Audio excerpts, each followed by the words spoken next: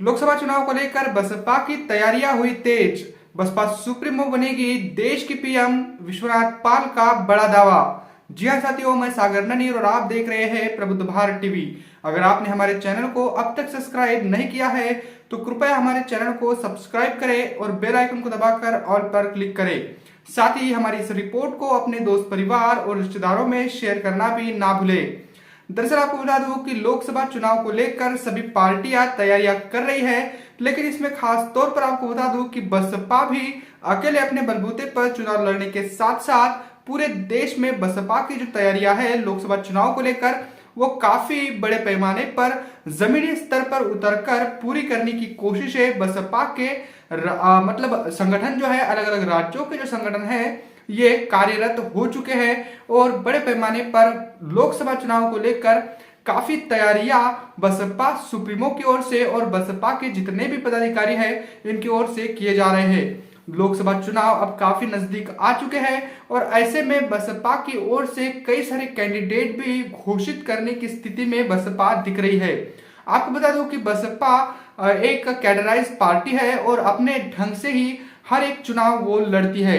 ऐसे में लोकसभा चुनाव को लेकर बसपा सुप्रीमो ने पहले ही अपना रुख साफ कर दिया है और उन्होंने कहा है कि वो अकेले अपने बलबूते पर ही चुनाव लड़ेगी।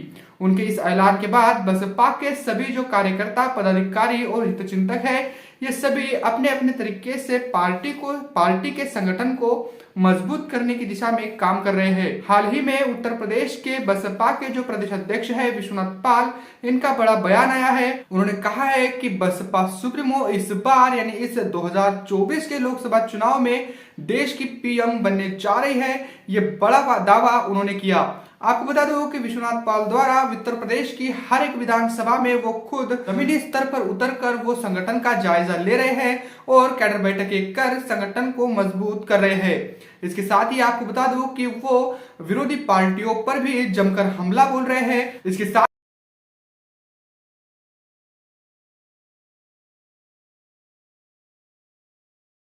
उन्होंने साफ तौर पर कहा कि जो कांग्रेस और इनके सहयोगी दल के जो नेता हैं इन्होंने केवल और केवल जनता से केवल झूठे वादे किए हैं और जनता को ठगने का काम ही किया है।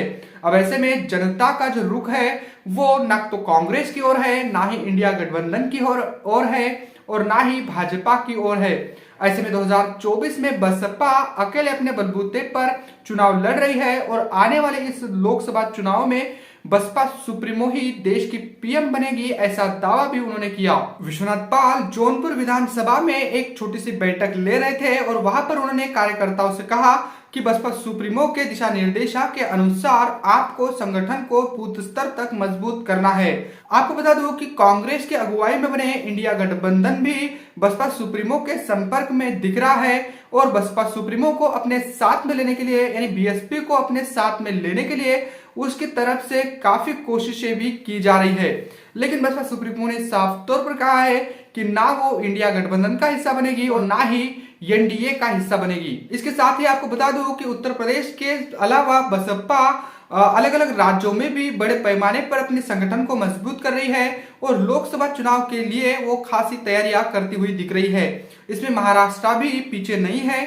इसके साथ ही मध्य प्रदेश हो, छत्तीसगढ़ हो, तेलंगाना हो या फिर मिजोरम, राजस्थान जैसे राज्यों में भी बसपा अब पूरी तरीके से इस चुनाव को लड़ने की स्थिति में दिख रही है और संगठन को मजबूत भी कर रही है। अब ऐसे में देखने वाली बात होगी कि इस लोकसभा चुनाव में जैसा कि बसपा सुप्रीमो ने कहा है कि वो अकेले अपने बलबूते पर चुनाव लड़ेगी, तो ये अकेले चुनाव लड़ने का जो निर्णय बसपा सुप्रीमो ने लिया है ये कितना कारगर साबित होगा ये तो समय ही बताएगा। लेकिन बसपा सुप्रीमो के इस ऐलान को लेकर और साथ ही विश्वनाथ पाल ने जो दावा किया है कि इस बार बसपा सुप्रीमो ही यानी बहन जी ही पीएम बनेंगी, इसको लेकर आप क्या सोचते हो, इसको लेकर आपकी क्या समझ है, कमेंट करके हमें जरूर बताइएगा।